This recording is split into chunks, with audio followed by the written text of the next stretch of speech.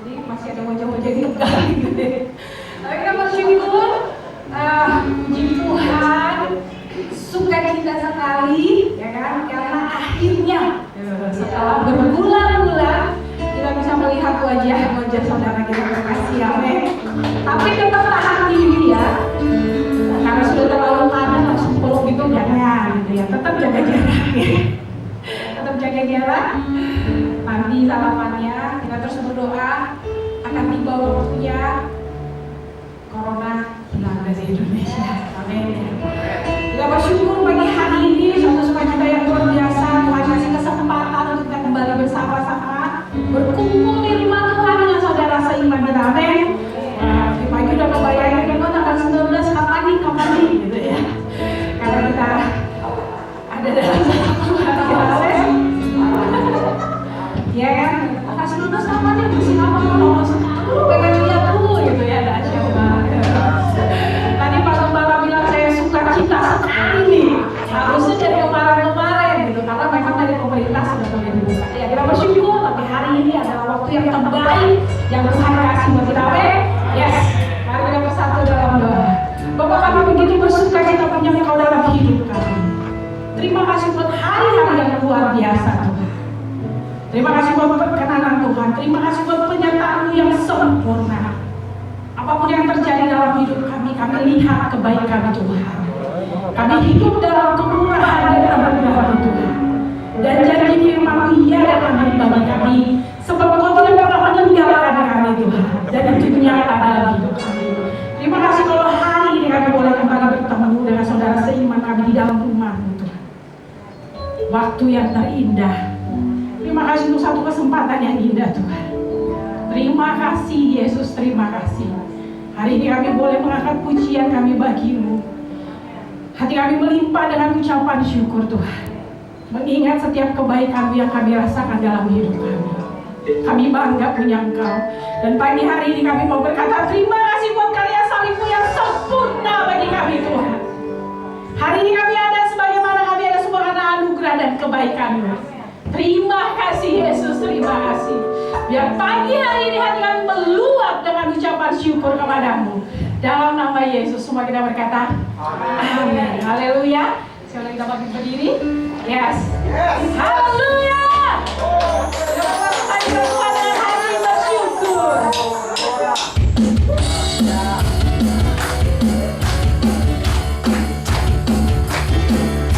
Ada sukacita-Mu di tempat ini Tuhan. Dan sukacita-Mu penuh dalam setiap kami.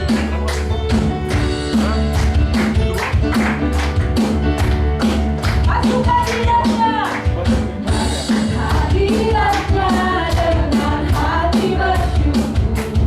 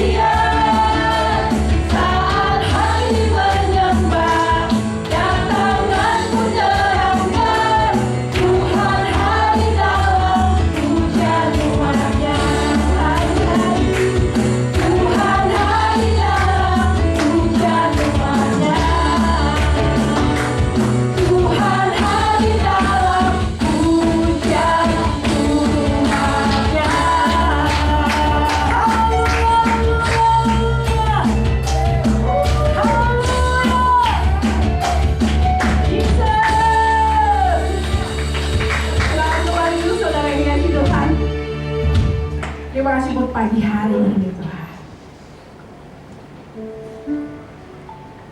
Biar hati kami tetap meluap dengan ucapan syukur kepadamu. Sebab ada kekuatan-Mu Tuhan, ada mujizat-Mu, ada kuasa-Mu di dalam setiap ucapan syukur kami Tuhan. Dan kami butuh firman-Mu, firman-Mu yang menjadi pelita bagi kaki kami dan terang bagi jalan-jalan kami Tuhan. Kami butuh Engkau lebih dari apapun.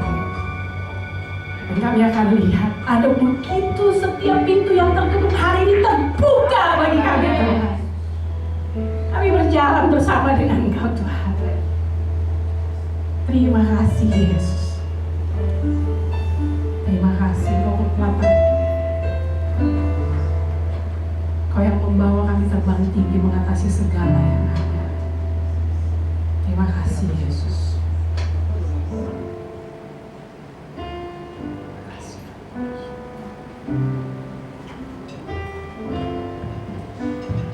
Firman-Mu berkata Kau besertaku,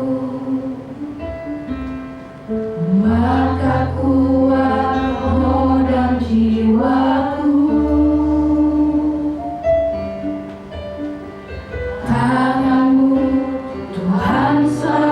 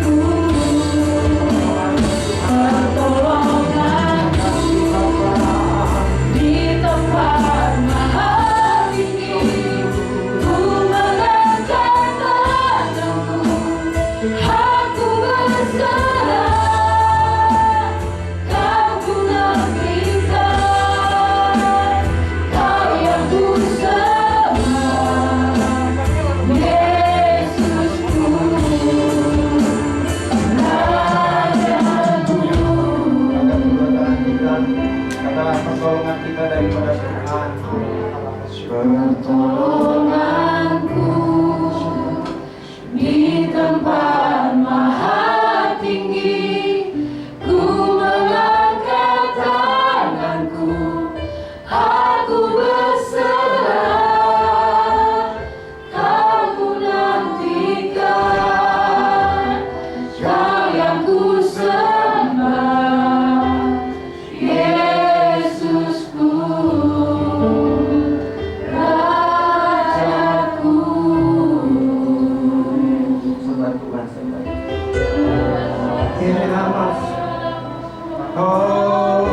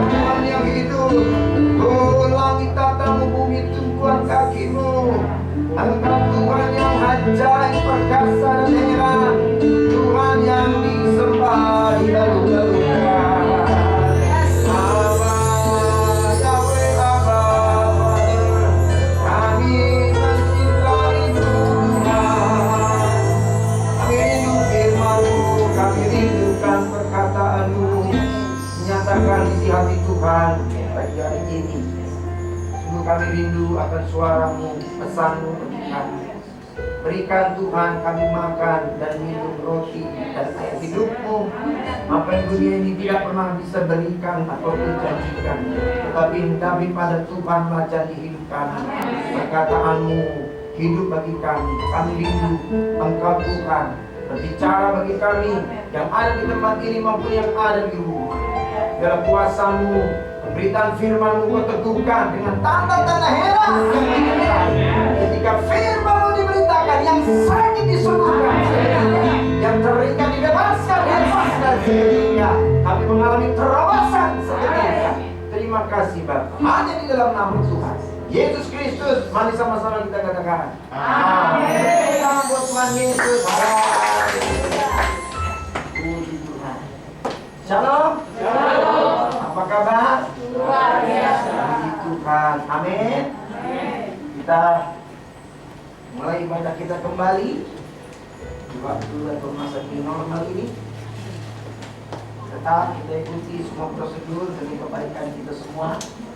Apa yang diupayakan oleh pemerintah kota, pemerintah diri kita bisa mengasihi mereka melakukan tugas dipercayakan untuk mereka bisa menjaga kota atau memimpin kota dan semua yang kita termasuk orang ada di dalamnya. Amin.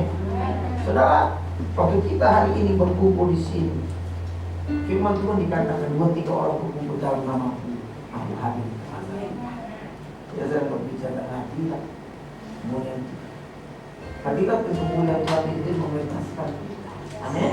Yesaya 10:27 dikatakan ketika urapan itu turun, hadirat itu dinyatakan, maka semua yang ditimpakan di atas pundak leher kita dipatah. Tidak ada perbudakan lagi. Kita tidak membuat hidup kita hari ini berhadapan dengan yang lain kecuali kepada Tuhan. Kita tidak menerima roh perbudakan, roh dulu, tapi kita menerima roh Tuhan. Dan kita bisa menyembah, menyanyi, memuji, dan berkata bahwa ya Allah, ya Bapa, karena Roh Kristus dalam hidup kita. Amin. Kita akan dengan firman Tuhan. Nah, kita buka dulu dari kitab Injil Markus pasal yang kedua. Injil Markus pasal yang kedua.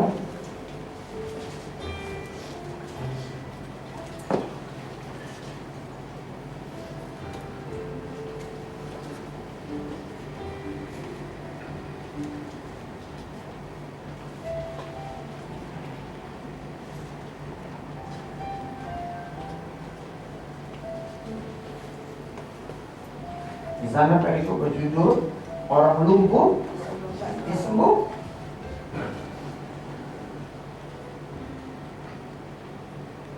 Sudah semua?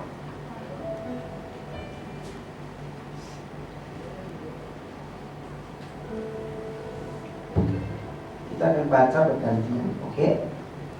Saya akan baca di pertama, nanti kemudian jemaat ayat yang benar.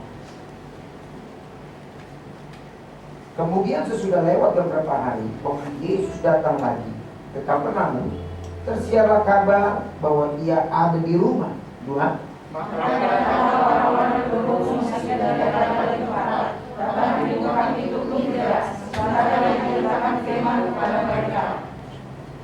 Ada orang datang membawa kepadanya seorang lumpuh digotong oleh 4 orang.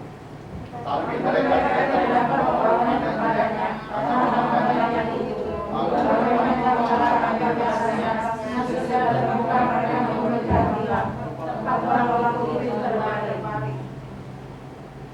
Ketika Yesus melihat iman mereka, berkatalah Ia kepada orang lumpuh itu, "Hai anakku, dosamu sudah diampuni."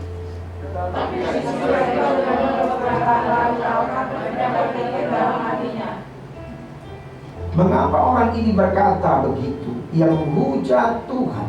Siapa yang dapat mengampuni dosa selain daripada Tuhan sendiri?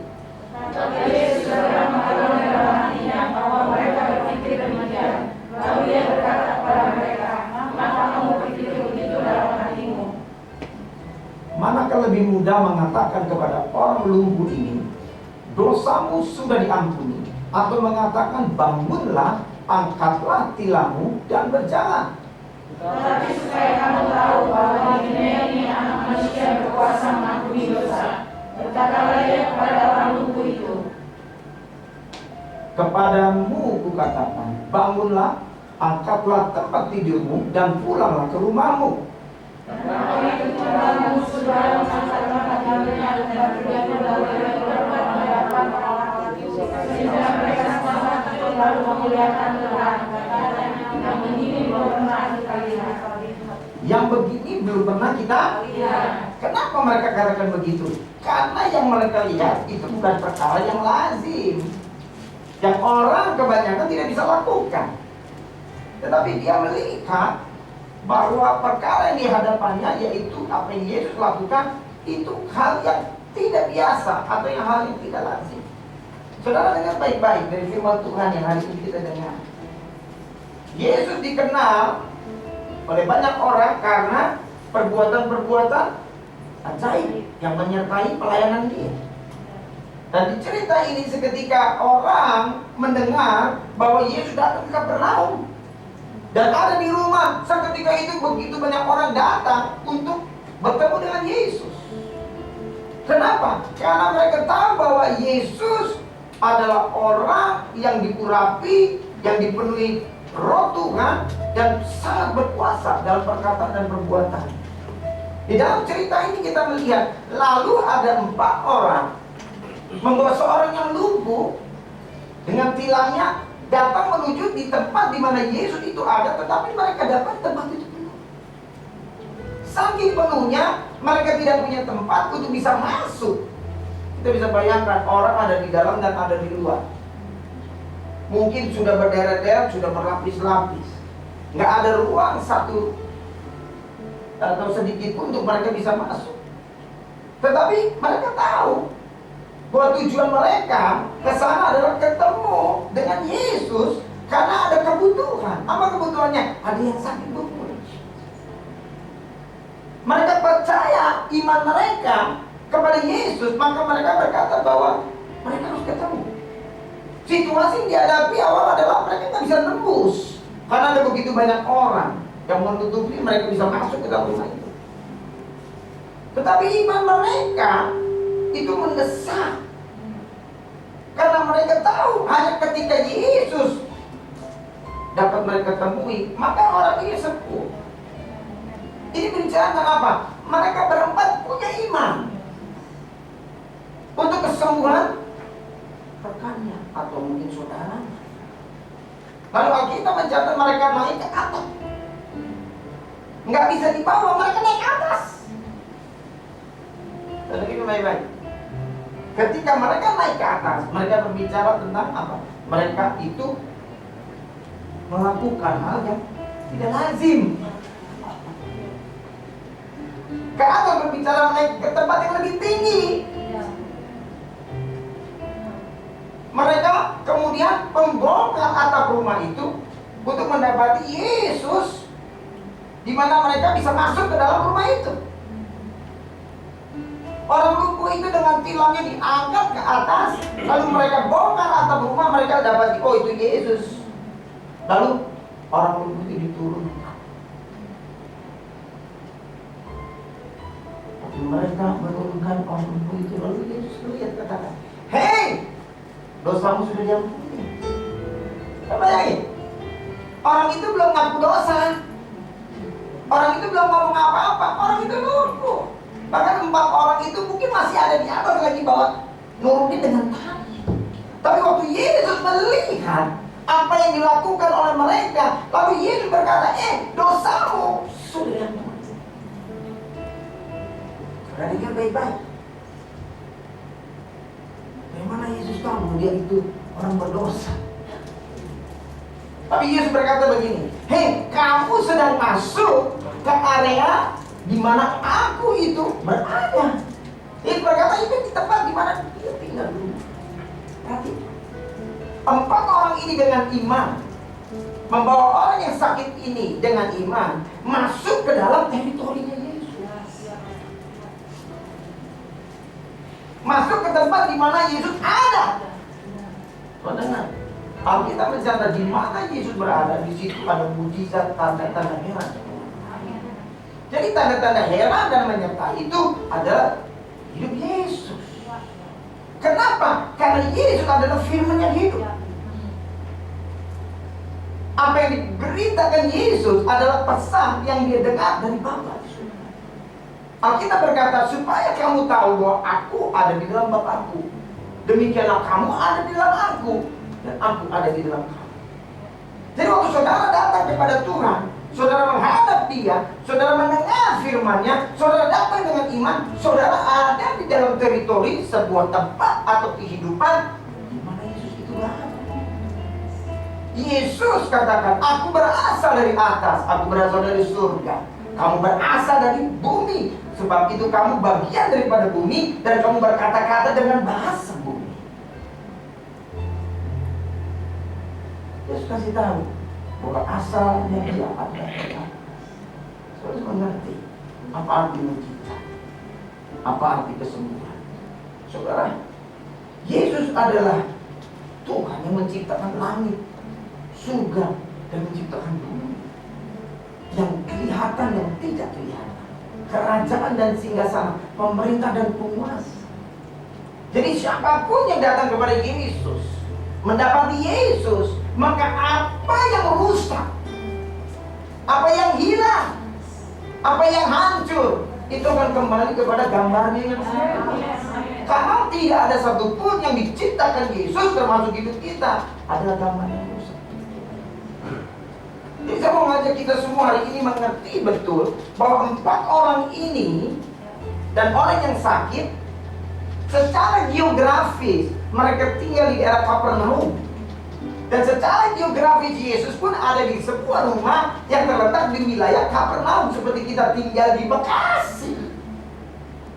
Secara geografis, secara peta bumi, kita ada di lokasi yang bisa diidentifikasi dan dicari dengan GPS, ditemukan, oh ini ada di letaknya di Jaka Setia di Bekasi. Lalu kalau ada yang namanya Gojek, ada yang namanya Grab, atau saudara mendapatkan informasi tentang alamat gereja ini, lalu saudara menemukan dengan mengikuti yang namanya petunjuk dari GPS lewat satelit. Secara lokasi geografis itu letaknya di Kapernaum. Tetapi sesungguhnya kehidupan Yesus adalah kehidupan kerajaan surga. Secara fisik dia diutus ke bumi dengan menggunakan tubuh darah dan daging. Tetapi apa yang ada dalam kehidupan Yesus adalah Roh Tuhan. Alkitab berkata di dalam dia, secara jasmani terdapat seluruh kepenuhan Elohim, Tuhan. Ada amin? Jadi waktu 4 orang itu dengan iman, mereka naik ke atap, berbicara mereka naik ke perkara yang lebih tinggi. Lalu mereka membawa orang yang sakit itu di hadapan Yesus. Yesus berkata, dosamu sudah diampuni. Lalu ada orang Farisi, ahli Taurat di situ. Siapakah dia menghujat Tuhan? Tidak ada yang bisa mengampuni dosa orang lain kecuali Tuhan itu sendiri. Orang-orang ini datang, tahu bahwa Yesus memberitakan firman, mereka menikmati firman, mereka belajar firman, tetapi mereka cuma sekedar mau dengar. Tapi mereka tidak mau percaya. Kenapa? Karena fokus mereka, mata hati mereka tertuju kepada yang kelihatan. Makanya ribut. Lebih mana mudah berkata dosamu diampuni, atau berkata bangun, angkat tilammu dan berjalanlah. Orang waktu mendengar Yesus berkata ampuni dosa, orang bilang ini siapa kamu? Cuma Tuhan yang bisa mengampuni dosa. Mereka tidak tahu bahwa Yesus adalah Tuhan. Makanya firman Tuhan berkata, pikirkan perkara yang di atas, di mana Yesus itu ada dan duduk di sebelah kanan Bapa. Kalau memang kamu dibangkitkan bersama dengan Tuhan, pikirkanlah perkara-perkara yang di atas, bukan yang di bumi. Dengar baik-baik. Kalau hari ini kita mendengar firman dengan hati, dengan roh kita, maka kita sedang berhadapan dengan sesuatu yang ilahi, di mana Tuhan bisa melakukan begitu banyak perkara-perkara dalam hidupmu, engkau menerima dengan iman. Ada amin? Ada amin? Mudah mana? Tentu orang berkata, mereka katakan, ini bilang, namun akan bilang, berjalan. Orang seringkali tidak menyadari. Kalau Yesus tidak melakukannya di dalam kehidupan rohani orang itu, maka apa yang dilihat oleh banyak orang, lalu orang itu berjalan dan mengangkat tinamnya, tidak terjadi. Dan yang melakukan keserupan itu adalah Roh Tuhan. Ada amin? Ada amin? Yesus sudah mengajar kita hari ini, engkau harus hidup di dalam Dia. Engkau harus punya kesadaran bersama dengan Dia di dalam kerajaannya. Saudara bisa tangkap ini? Saudara bisa tangkap ini? Sekali lagi kita buka di 2 Korintus 4 ayat yang ke-16 dan 17. 2 Korintus 4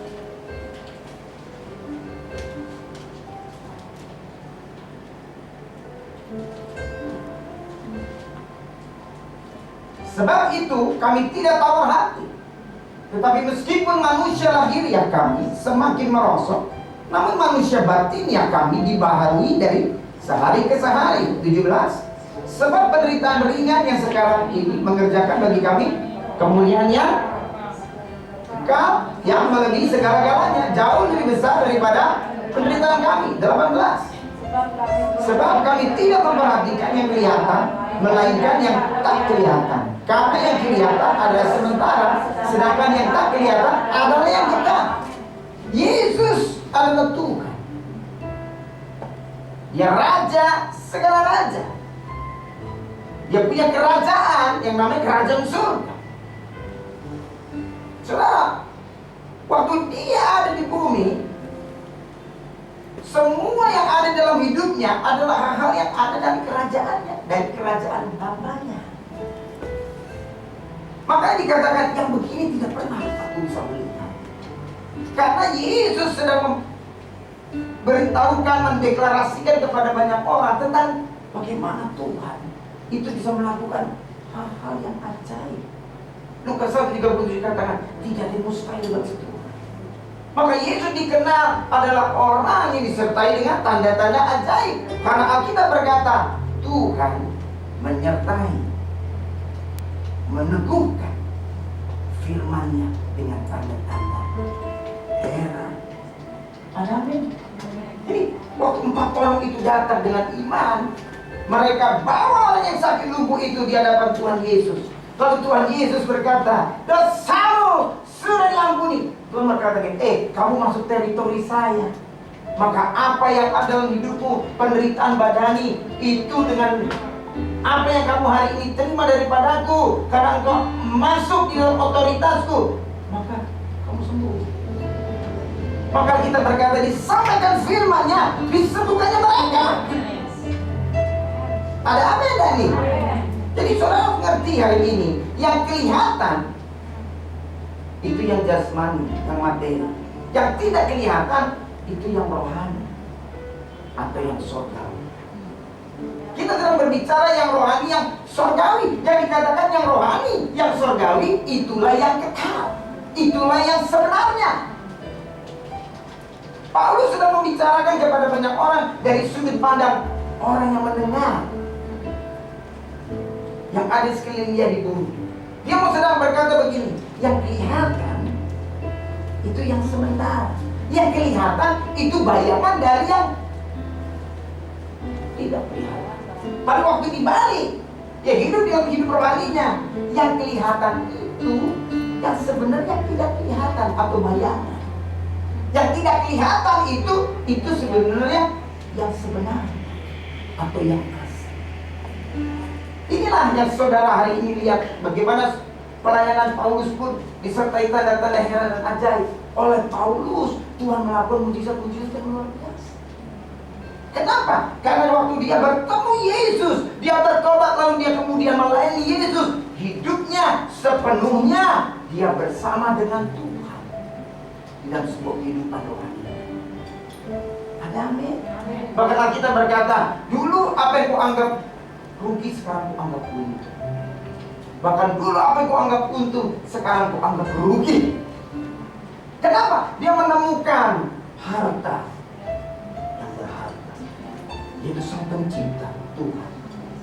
Saudara lihat, waktu orang lumpuh itu berkata, dosamu sudah diampuni, Tuhan sedang berkata begini, kamu hari ini mendapatkan anugerah karena kamu sudah diselamatkan. Terimalah mujizat. Dan Yesus kemudian berkata apa? Berdiri, angkat tilammu, berjalanlah.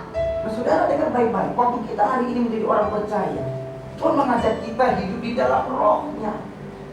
Saudara harus berjalan di dalam rohnya bersama dengan Dia. Hidup di dalam firman-Nya.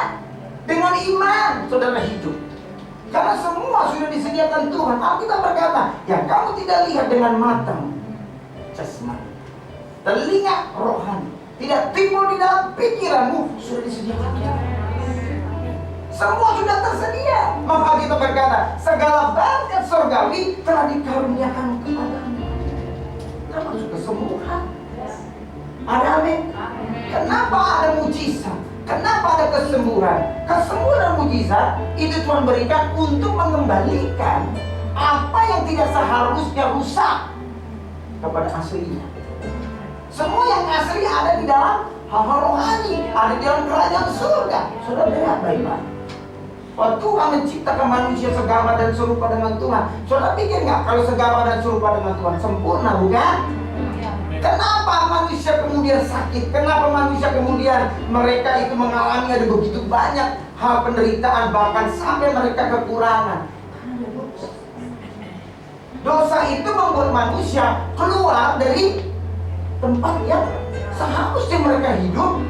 Mereka keluar dan mereka harus hidup dengan kutuk. Tapi waktu Yesus mati di atas kayu salib, Alkitab berkata di kitab Yohanes, sudah selesai. Finish. Artinya apa? Apa yang membuat engkau keluar dalam rencana Tuhan, hari ini semua penghalangnya sudah selesai. Kembali dalam kehidupan yang seharusnya engkau hidup. Manusia hidup itu untuk kemuliaan Tuhan. Jadi waktu orang melihat orang lumpuh itu berjalan, mereka jadi heran. Mereka berkata, yang begini kita gak pernah. Mereka cuma menyaksikan apa yang mereka lihat di depan mata, tetapi Tuhan mengerjakannya di dalam hati atau di dalam kehidupan rohani orang itu. Saudara perhatikan.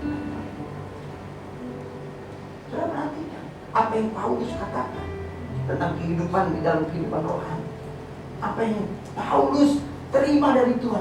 Injil yang kuberitakan bukanlah aku terima dari manusia, tetapi aku terima dari pernyataan Tuhan. Artinya apa? Tuhan kerap kali bertemu dengan dia. Tuhan kerap kali berbicara dengan dia. Tuhan kerap kali membuka batinnya, mewahyukan tentang siapa itu Tuhan dan siapa itu hidup Paulus.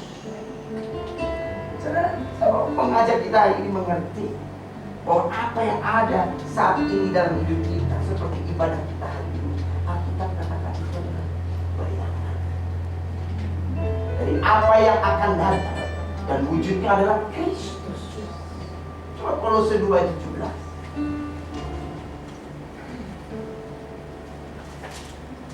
Haleluya. Haleluya.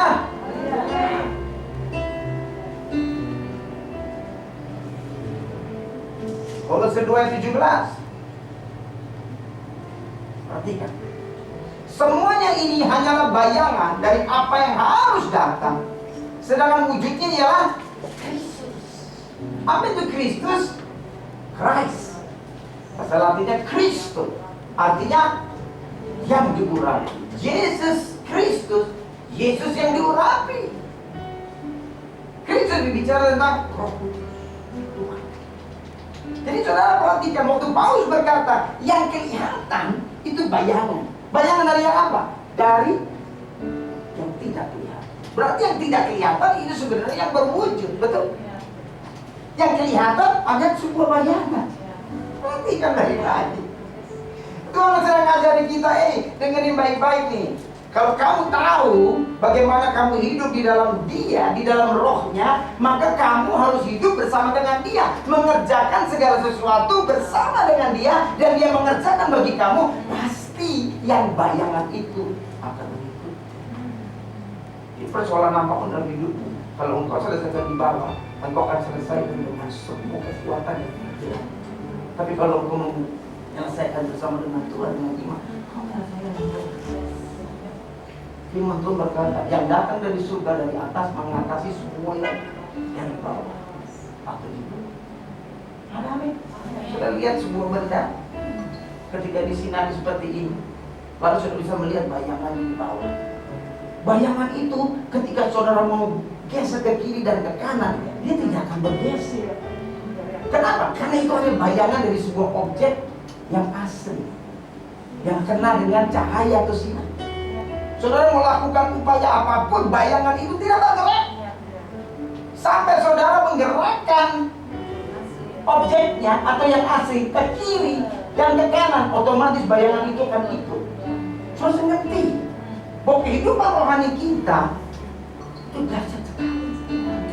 Dan hidup rohani kita ada di mana? Ada di dalam saudara dan saya. Alkitab berkata, apakah kerajaan surga itu? Dan ada di mana?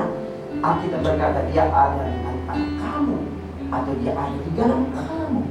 Maka Yesus berkata, tahukah kamu bahwa kamu adalah bait suci, rumah Tuhan, tempat kediaman Tuhan, bahwa Roh Kudus yang ada di dalam kamu, yang kamu terima di dalam kamu adalah dari Bapa di dalam namamu.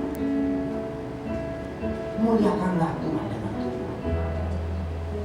Jadi hari ini kalau saudara cari surga, saudara nggak usah ngomong-ngomong yang siapa ada di dalam kamu. Amin. Waktu kita hari ini tinggal di bumi, Tuhan mau katakan di bumi seperti di surga. Waktu Tuhan ciptakan bumi, Tuhan ciptakan dunia ini, Tuhan berikan otoritas kepada Adam. Adam, aku taruh kamu di Taman Eden untuk mengusahakan dan memelihara taman ini. Jadi otoritas. Tuhan ciptakan manusia di tanah ini. Tuhan ciptakan tumbuhan, Tuhan ciptakan tanah, Tuhan ciptakan langit, Tuhan ciptakan bumi. Semua adalah bentuk fisik. Maka Tuhan ciptakan manusia seluruh gambar dan rupa Tuhan. Lalu dihembuskanlah nafas Tuhan dalam hidup Adam. Lalu Adam menjadi makhluk yang hidup. Tugasnya apa? Memelihara bumi. Jadi waktu manusia berdosa, manusia kehilangan apa? Manusia bukan kehilangan surga. Manusia kehilangan otoritas atas bumi. Lalu iblis mengambil otoritas atas bumi. Maka waktu Tuhan berkata, diciptakan laki-laki dan perempuan segambar dan serupa dengan dia, supaya manusia berkuasa atas burung di udara, ikan di laut, binatang melata yang merayap di bumi, dan seluruh bumi. Jadi waktu Yesus datang ke dunia menyelamatkan manusia, lalu kita percaya, ditebus, diperdamaikan dengan Tuhan, otoritas itu dikembalikan. Jadi waktu Tuhan berikan otoritas itu kembali kepadamu, maka engkau menjadi orang pribadi yang kembali berkuasa, having dominion. Jadi waktu dia keluar, yang beda apa? Tadinya dia dilingkupi kemuliaan Tuhan, atmosfer kerajaan itu di bumi seperti di surga. Lalu mereka kehilangan ada dan bawah. Lalu atmosfer yang melingkupi mereka adalah atmosfer kutuk, di mana iblis dibuat dan berkuasa. Waktu Yesus berkata, dosamu sudah diampuni, Yesus berkata gini, kamu harus ada bersama dengan aku. Karena imanmu membawa kamu kembali ke tempat di mana kamu harus berada. Berjalanlah, angkat kaki. Yesus sudah bilang, dalam namaku kamu sembuh. Yesus katakan, dosa sudah. Orang seringkali nggak sadar bahwa dosa itu penyakit. Dosa itu penyakit rohani, kelumpuhan penyakit jasmani. Waktu penyakit secara rohani akar dari dosa itu diselesaikan dengan orang itu datang dengan iman percaya, maka yang fisik itu mengikuti, bayangannya itu ngikut. Ada amin? Kenapa? Karena yang asli sudah dipulihkan. Sudah bisa tangkap itu? Jadi 4 orang ini punya iman, membawa orang ini masuk ke dalam kehidupan Yesus. Jadi waktu saudara dengar firman, waktu saudara menyembah Tuhan, waktu saudara merenungkan firman, waktu saudara memperkatakan firman, saudara sedang membawa hidup saudara masuk dalam sebuah kenyataan kerajaan. Ada amin ya? Coba buka Yohanes 5:24. Yohanes 5:24.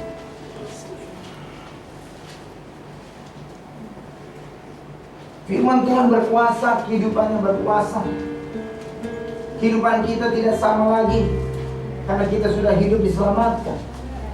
Dan kita ada di tempat di mana Tuhan memberikan kita sebuah kehidupan.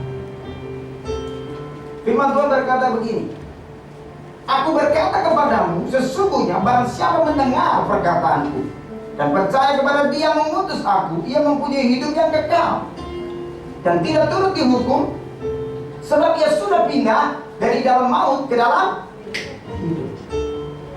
Saudara, apa yang hari ini kita hadapi adalah semua yang fana. Artinya fana apa? Tidak kekal, akan berlalu. Tapi Tuhan berkata, barang siapa sesungguhnya yang percaya kepadaku, maka ia beroleh hidup yang kekal. Artinya kehidupannya sebenarnya. Dia dipindahkan dari kehidupan yang fana pada kehidupan yang tidak fana, dari kehidupan yang sementara kepada kehidupan yang selama-lamanya. Nah, itu sudah mengajar kita hari ini, engkau harus berada di tempat yang kekal, di mana kehidupan yang selama-lamanya, di mana semua sumber dari apa yang ada di dunia ini pun berasal dari sana. Dari sanalah seharusnya engkau hidup bersama dengan aku. Makanya waktu manusia diciptakan, dihembuskanlah nafas Tuhan, lalu dia menjadi makhluk yang hidup. Waktu manusia diciptakan di tanah liat, lalu jadilah sebuah tubuh, dan itu sudah dikatakan daging. Tapi dikatakan dia belum hidup sampai Tuhan mengembuskan nafasnya, lalu Adam itu hidup. Apa artinya? Bumi ini adalah ciptaan Tuhan yang berbeda model. Segala sesuatu ini ada sifatnya roh, lalu Tuhan menciptakan dunia ini, alam semesta dalam bentuk fisik.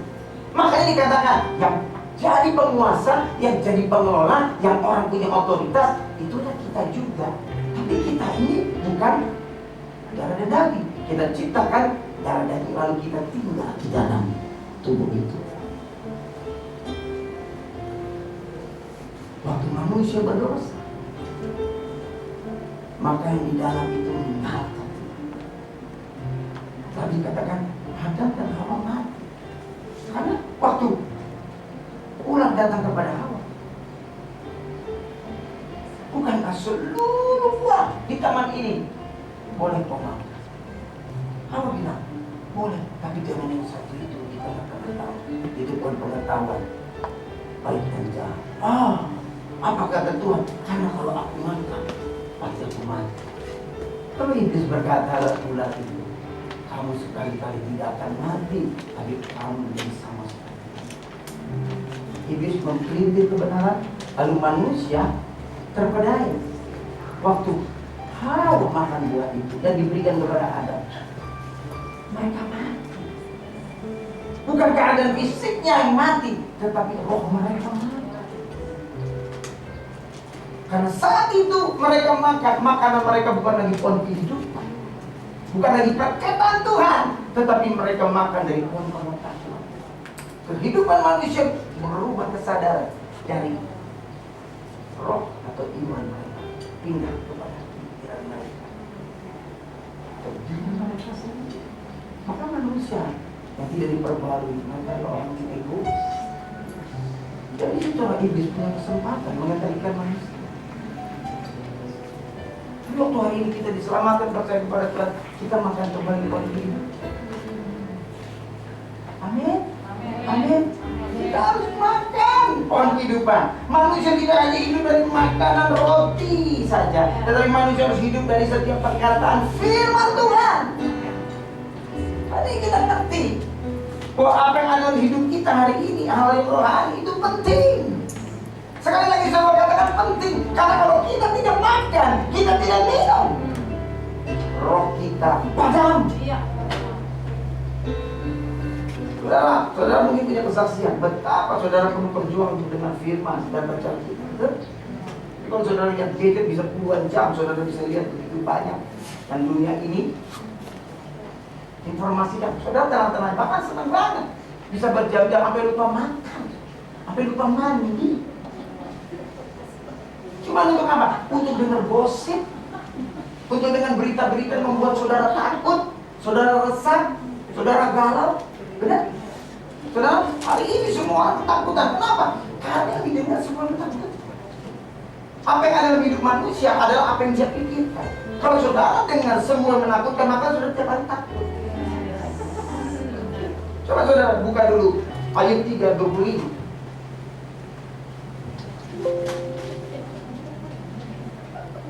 Saya mau sampaikan ini kebenaran. Kita harus hidup bergantung kepada firman. Amin. Supaya saudara ngerti bahwa roh, jiwa, dan tubuh itu punya hubungan erat sekali. Mau kita baca ini firman Tuhan. Ayat 3:25 katakan apa? Karena yang kutakutkan itulah yang menimpa aku, dan yang kucemaskan itulah yang mendatangi aku. Dengerin saudara, ini saudara sedang dengar firman di dalam teritori Tuhan. Saudara seringkali saudara hari-hari ini banyak orang takut. Mereka deklarasi apa? Mazmur 91. Tapi cuma sekedar di Mazmur kan. Saudara tidak hidup di dalamnya. Makanya saudara bisa mengalami serangan. Tapi kalau kita ada di dalam Tuhan, Alkitab katakan anugerahnya seperti perisai. Anugerahnya seperti perisai. Amin. Dia melindungi kita, dia menjaga kita. Dikatakan yang kamu takutkan itu justru yang mendatangi. Aduh mati dia mati. Aduh sakit dia sakit. Saudara baca yang namanya ulasan tentang kesehatan. Di dalam tubuh manusia itu ada hormon. Ada dua kutub. Kalau saudara mengalami stres, depresi, atau saudara ketakutan hebat, itu ada hormon yang keluar dari tubuh saudara. Mungkin itu namanya adrenalin atau apa. Itu justru kalau dia keluar, itu banyak, itu akan membuat saudara sakit. Tapi kalau hati saudara sukacita, saudara senang, saudara tenang, saudara damai, itu yang keluar hormon-hormon yang membuat saudara sehat. Saudara cari, saudara hari ini main gadget kan, saudara apa yang kembali, saudara cari. Ada nama-nama hormon yang disebutkan di situ. Jadi saudara, kita katakan apa yang kau cemaskan itu yang mendatangi kamu. Ada apa? Saudara ngapa-ngapain takut itu. Saudara imun tubuh saudara merosot. Waktu imun itu merosot karena hormon yang akan merusak tubuh saudara yang datang. Penyakit yang gampang menyerang. Tapi kalau saudara percaya firman Tuhan, hati yang gembira adalah obat. Itu benar. Kalau hatimu tenang, hatimu damai, engkau punya iman sukacita, kepala tubuh mantap.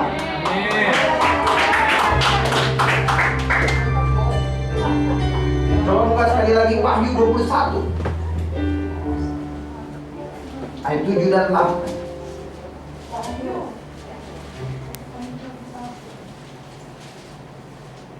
Haleluya.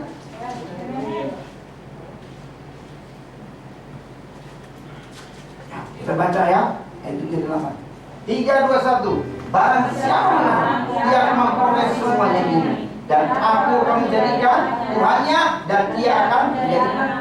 Tetapi orang-orang yang penakut, orang-orang yang tidak percaya, orang-orang keji, orang-orang pembunuh, orang-orang sudah, tukang-tukang sihir, penyembah-penyembah berhala, dan semua pendusta, mereka akan mendapat bagian mereka di dalam lautan yang menyala-nyala oleh api belerang. Inilah kematian yang kedua. Aduh Tuhan, kenapa orang penakut disamakan dengan orang sundal, tukang sihir, penyembah berhala? Kan kita cuma takut doang, termasuk. Saudara ngerti? Musuhnya iman itu ketakutan. Musuhnya iman itu kekhawatiran. Alkitab katakan kalau kamu penakut, imanmu drop, kamu gak bisa masuk hadirat Tuhan. Gimana kamu dijaga, dilindungi? Padahal Mazmur 91 bahwa orang yang duduk di bawah naungan Tuhan yang penting. Maka saudara baca firman Tuhan. Tuhan katakan, biarlah dengan keberanian kita menghampiri tata kasih karunia Tuhan. Orang mau datang kepada Tuhan, itu perlu keberanian. Kalau saudara ini percaya dengan imanmu, Tuhan ada di dalammu. Firman Tuhan berkata, jika dia di pihak kita, siapa lawan dia? Pak, tapi Bapak pakai face shield tuh. Bapak pakai masker tuh, dengerin baik-baik. Kita juga harus berjaga-jaga, Pak.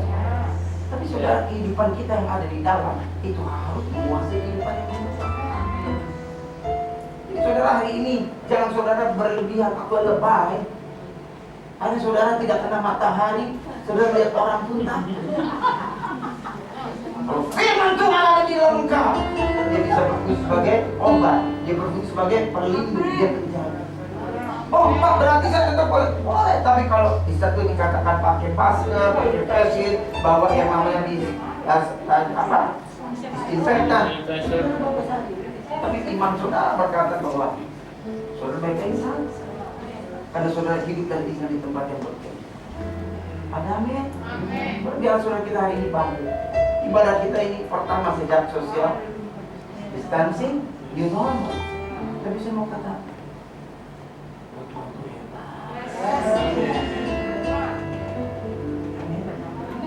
aku hidup bagimu, tetap menyembahmu,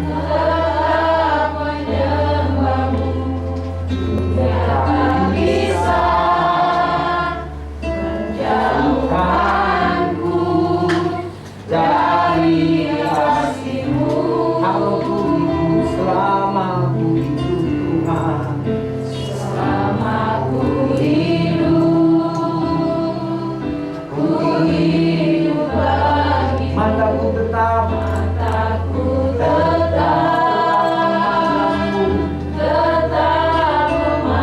Dia tak bisa menjauhkan kita, tak bisa menjauhkanku dari kasih-Mu. Kita buka dulu dari kitab Ibrani 8. Haleluya. Biar kita terus tetap dalam hadiratnya. Amin. Ada amin? Amin. Jangan baca ayat yang kelima.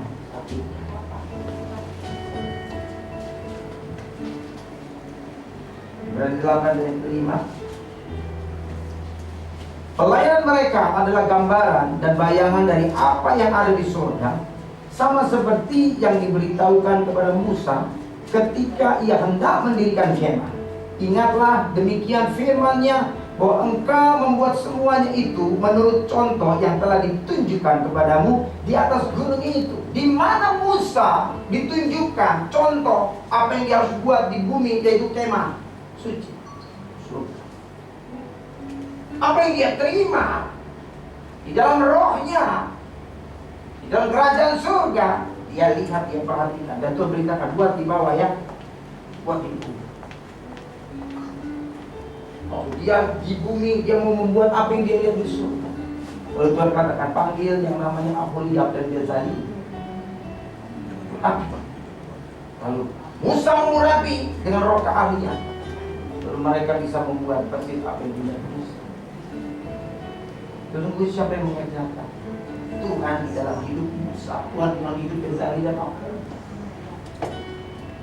Jadi pelayanan kita harus menjadi gambaran bayangan apa yang ada di surga. Saudara hidup di dalam hatimu, di dalam rohmu. Ada amin? Ada amin? Oh, sekali lagi kita buka. Kita Roma. Roma 8 ayat yang kedua. Haleluya. Haleluya. Roh yang memberi hidup telah memerdekakan kamu dalam Kristus dari hukum dosa dan hukum maut. Ada amin? Ketika roh Tuhan ada dalam kita, kita dimerdekakan dari dosa dan maut. Artinya apa? Kita tidak lagi hidup di dalam arena atau area dosa dan maut, karena kita sudah ditebus. Di mana kita hidup? Kita tidak lagi hidup di situ. Kita hidup di tempat di mana Tuhan menempatkan kita hidup tempat yang sebenarnya. Di sana kehidupan dan roh. Di sini tempat keajaiban terjadi. Di sinilah Tuhan itu ada.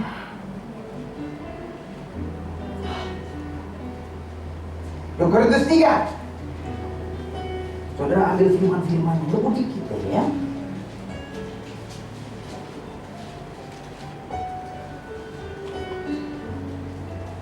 Ayat 16, 17, 18. Perhatikan. 2 Korintus 3:16. Tetapi apabila hati seorang berbalik kepada Tuhan, maka selubung itu diambil daripadanya. 17. Sebab Tuhan adalah roh, dan di mana ada roh Tuhan, di situ ada kemerdekaan. Dan kita semua mencerminkan kemuliaan Tuhan dengan muka yang tidak terselubung. Dan karena kemuliaan itu datangnya dari Tuhan yang adalah roh, maka kita diubah menjadi serupa dengan gambarnya, dan kemuliaan yang semakin besar. Saudara dengar baik-baik. Alkitab katakan kalau orang berbalik dari jalan-jalan yang salah dari dosanya dan berbalik kepada Yesus, Yeshua, Hamasiah, maka selubung itu diambil daripadanya. Jadi kalau saudara ngaca, saudara sedang lihat siapa? Lihat wajahmu. Itu wajahmu, bukan wajah Tuhan. Wajah Tuhan itu di dalam roh.